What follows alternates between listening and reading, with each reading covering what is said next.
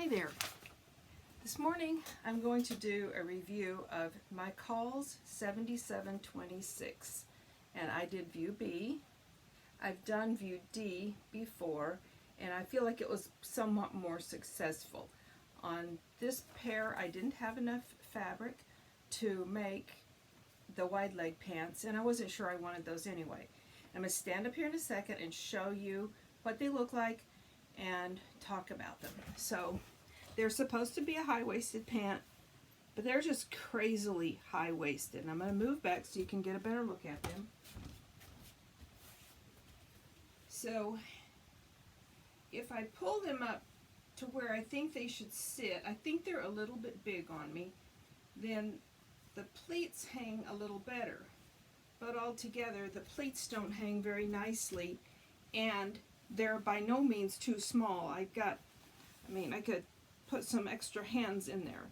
And the back is just very weird.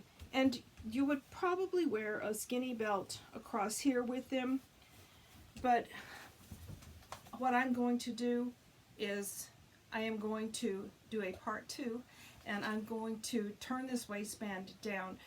There would be two choices. I could just take the zipper out and the darts out and reconstruct everything. I'm not interested in doing all that. So I'm going to turn the waistband down a full turn, like maybe 2.5 inches, and see what I can do to make that look nicer.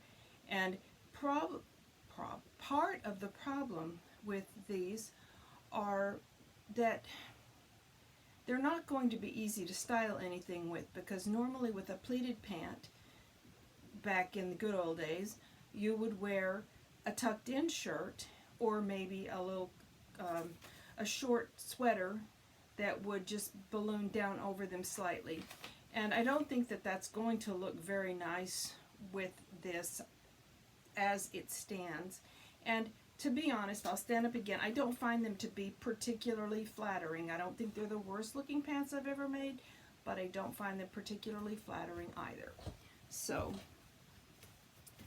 they certainly don't make my tummy look smaller than it is, and probably at least accentuate it. And this whole thing going on in the back, that's just crazy. They would need some darts or something, but they're going to get changed completely. So that is McCalls 7726. If you have this pattern, go for the big wide leg pants.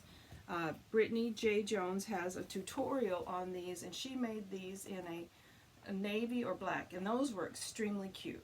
So I'll set that aside for a second, and I'm going to show you 2 additional things because I want to change what Agatha is wearing. I made 2 additional dresses using New Look 6086.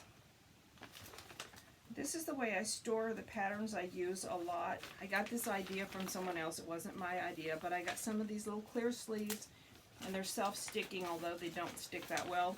Put them on the large manila envelope, and then the pattern can go in here. This way it's easy and I leave the pattern envelope empty. I can easily flip it backwards and forwards to see fabric requirements and so forth. And most of the time I end up putting some notes on the envelope about the construction of the outfit. So I made this little dress to be a sleep shirt. I did the facing option, and it's just proof of why I hate facings. It's not pressed right now, it's just come out of the wash, but this facing does not lay down very nicely, and I'm going to go back over and put a second line of top stitching to make it behave. And I took a little catch in the back because it just felt too wide in the shoulder. You know, what you'll discover as you sew for a while is that different fabrics made by a pattern are going to behave differently. So what might fit really well with one fabric might not fit well at all. And this is something I've had, this fabric, I don't know what they called it. It's very soft, and it used to be used a lot in robes and sleepwear. It's not very stretchy, but it's super soft and comfortable. So nightgown out of that. And Agatha is wearing this in a purple crushed velvet, and it's the exact same pattern in the V-neck. And the crushed velvet, that's a very inexpensive fabric, maybe between $5 and $7 at Joann's. It's been around forever. I've had that piece of fabric for at least 20 years. And it sews up really easily. It washes and dries beautifully. The only thing it does that's aggravating is in the dryer it rolls up on itself. But except for that, it's a super comfortable fabric, and it's nice and easy to wear, easy to sew. So both of those are some things that I worked on in the last few weeks. And I'm going to say goodbye for now. I'm going to take these pants to the machine, and I'm going to fix the waistband of them, and then I'll make another video. Thanks for watching. Happy sewing.